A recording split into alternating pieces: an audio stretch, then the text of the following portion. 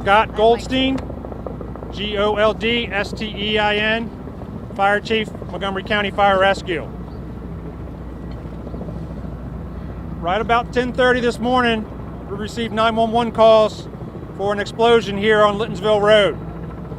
Crews arrived to find a 4-story garden apartment building with significant fire throughout 4 levels of the building and evidence of the explosion. Crews immediately went to work on the fire, as well as beginning to locate and remove occupants from the building. Fire crews did assist at least several people from inside this building before the building became completely consumed by fire and the building further collapsed. At the same time, crews were addressing a wide range of injured parties on scene. The initial number at this time is that we have transported 10 people to local hospitals, several of which had serious injuries. The others had assorted and minor injuries. This complex is consisting of multiple buildings.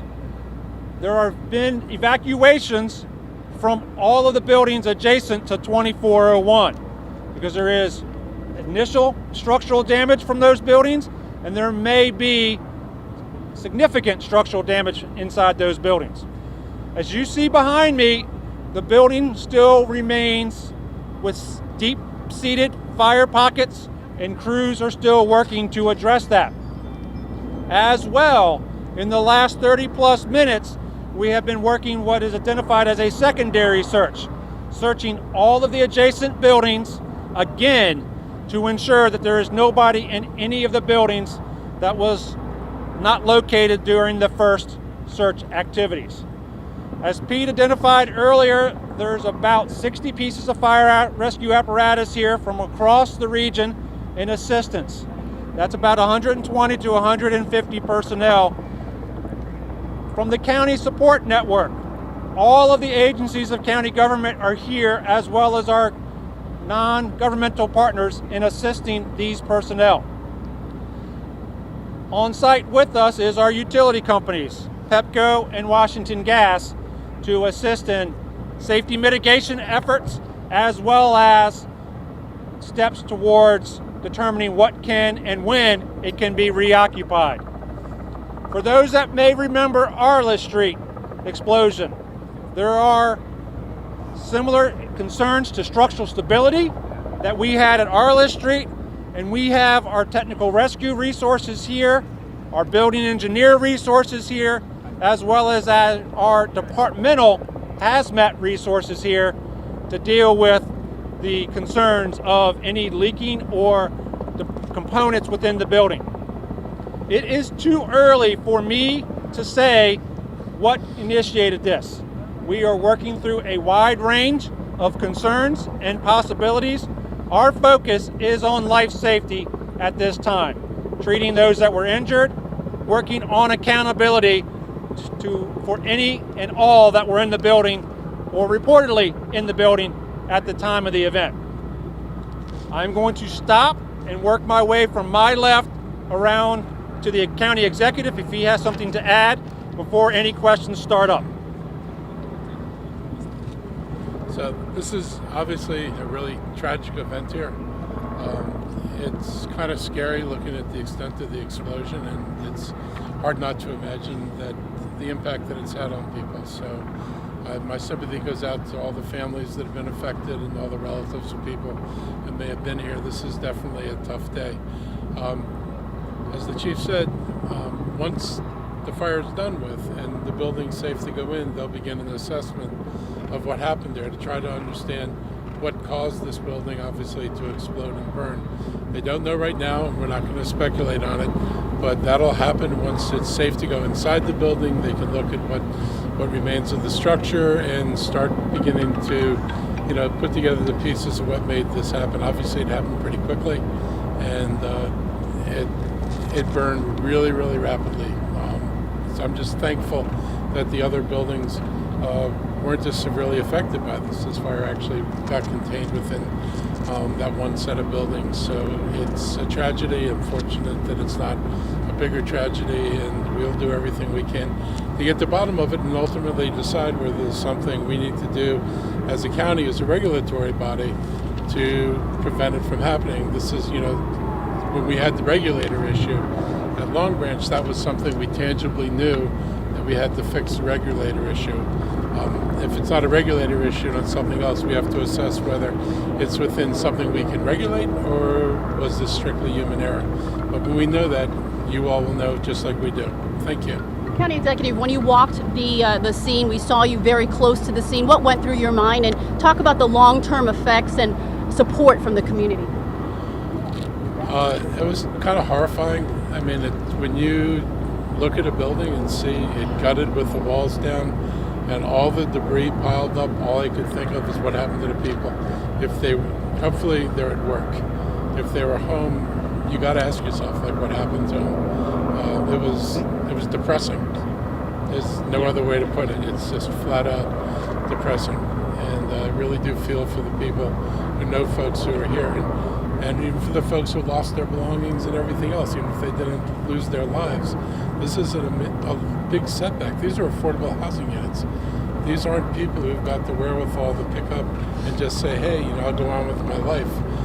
This is going to be a real serious impact. The county's going to have a responsibility to help make sure, A, that everybody's sheltered, and we can help people recover and return to some semblance of normal when this is finally fixed.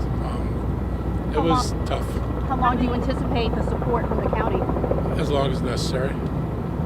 I mean, they just can't pick up and go and find another place. We know there's an absolute shortage of affordable housing to start with, so there's not another place you can just pop these people into. So we're going to support them as long as it takes with whatever resources that it takes to do it.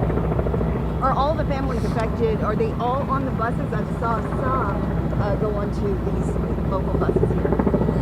So some of the folks are on the ride-on buses for shelter. Some of the folks are standing around the bus or over at the community center. That is our next focus, is to, now that all the injured have been transported, is to work on identifying through Health and Human Services and Red Cross, who's here assisting us on identification of those, figuring out their needs, and then working on getting them into a temporary shelter or temporary facilities. Chief, looking at that, how on earth did anyone get out of there? I mean, did they get out before it collapsed? I can't fathom. As I said, Brad, we did, fire rescue resources assisted people out of the building once we arrived. So indeed, that is a great opportunity and a great rescue made and a miracle of activity.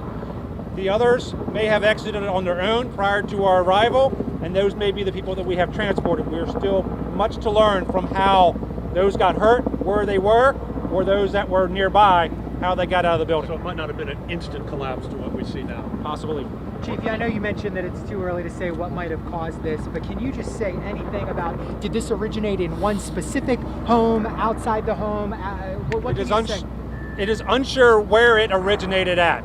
Based upon the building itself, it's too early to speculate where, what apartment, what part of the building that may have started at.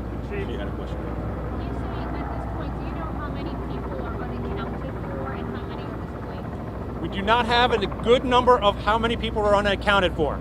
That information is our next priority to identify the accountability for those that were here. Let's talk about displaced. There is roughly 13 or 14 apartments per building based upon the configuration as management has told us. In a normal activity, we use about 3 people per apartment as a round and usually low number. So from that point, I'm at about 35 to 40 people per building. There's going to be multiple buildings displaced in the short term, multiple buildings displaced in the long term.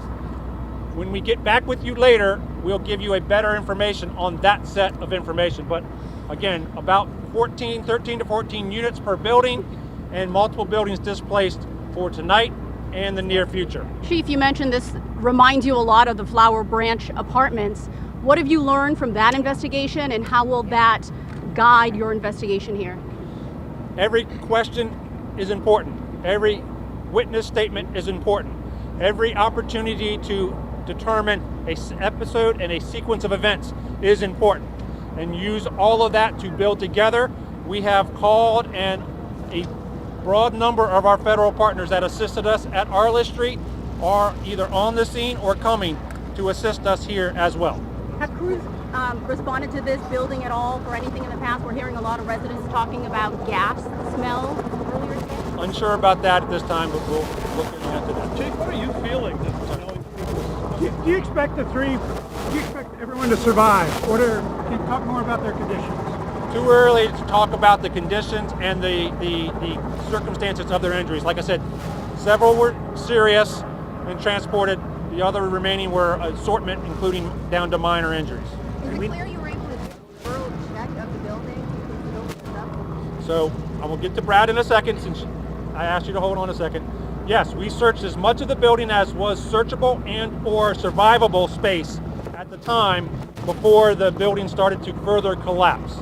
So we did that, but we will continue to do that, and until we are fires extinguished, until the building is delayered and the rubble is worked through, or until everybody is accounted for, we will not consider everybody to be out of the building. Brad. Chief, Mr. Elrich talked about it's a depressing sight. You're an experienced firefighter.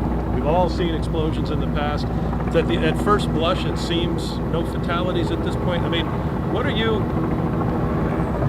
It's remarkable to us. What are you feeling, looking at this? I'm feeling hope is what I'm feeling. That is the information, Brad, that we can continue to work with and to continue to communicate. We will work with all of the occupants, building management, and their families to do identification so we can say everybody was accounted for. We'll provide you that update as we go. Can we tell that the building had a similar heating system to the Long Branch?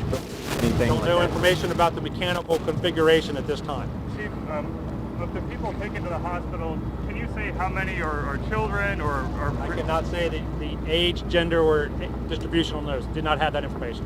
We were talking to a gentleman. 2 more questions, guys. Like I said, there was about 60 pieces of apparatus here, so between 120 and 150, as many as we need to make sure this situation is safe and to focus on these residents' needs. There was a gentleman who said that he helped rescue people. Did you have several people jump into action during this fire to help? I have not heard that yet, but we'll figure it out. Last question, guys and gals.